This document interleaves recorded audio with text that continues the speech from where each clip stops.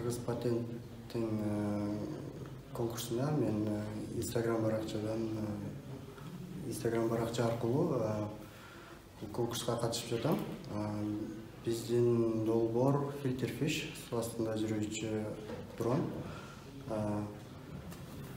Ар кандай көлдөрдөгү бал чарбачылыктагы көзгө көрүнбөгөн химикалык заттарды тазалоо, анан сууга чөгүп каза тапкандарды изилдөө, анан суу астындагы тарыхый баалуулуктарды таанып билүүчү камеранын жардамында аныктоо.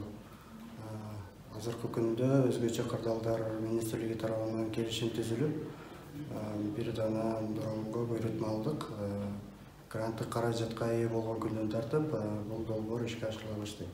Бул Filterfish идеясы ушул жылдын май айында ойлонуп табылган жана кичинекей көлөмүндөгү үлгүсү иштелип чыкты.